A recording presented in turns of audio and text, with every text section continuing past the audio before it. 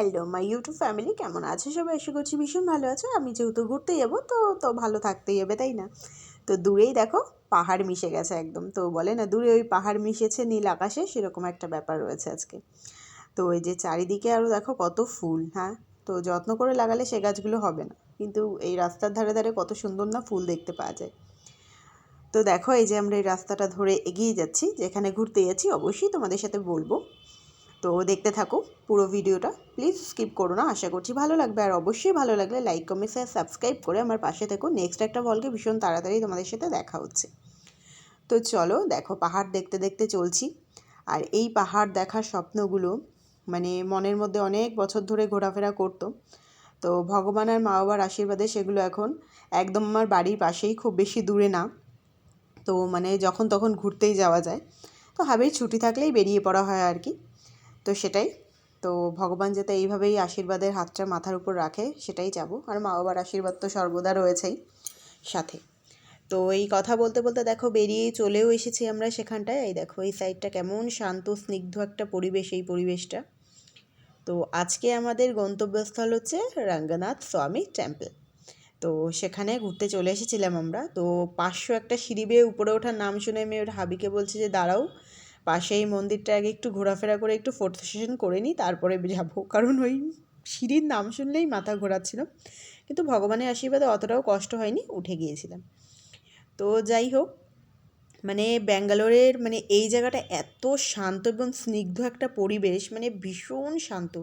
গাড়ি বাসও ভীষণই কম। তো এত ভালো লেগেছে আমার, মানে আমাদের তো এই তো দেখোই তো, আমার রুম থেকে আমি যখনই ভয়েস দিই তখনই দেখো কোনো না কোনো গাড়ি বাসের আওয়াজ পাবেই পাবে তোমরা। তো এটা ভীষণই শান্ত এবং স্নিগ্ধ ছিল। আর এই দেখো আমার হাবি ভিডিও করছে আর আমাকে বলছে তোমারই কাজে লাগবে এগুলো। তো সত্যি কথাই তাই। তো ফাইনালি 500 একটা সিঁড়ি বেয়ে আমরা উপরে চলে এসেছি।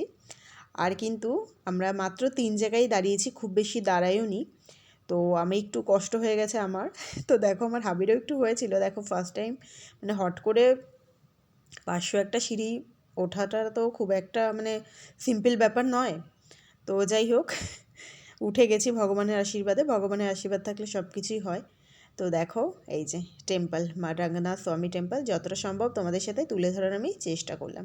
তো কেমন লেগেছে অবশ্যই কমেন্টে জানিও। আর এই যে দেখতে দেখতে আমরা কিন্তু একদম চলে এসেছি মন্দিরের সামনেটাই।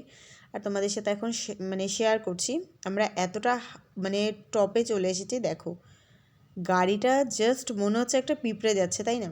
তো তোমরা বুঝতেই পারবে এতটা সিঁড়ি বেয়ে উপরে এসেছি মানে কীরকম ব্যাপার। আর এখানে মানে সমস্ত মন্দিরগুলোই পাহাড় কেটে কেটে তৈরি করা।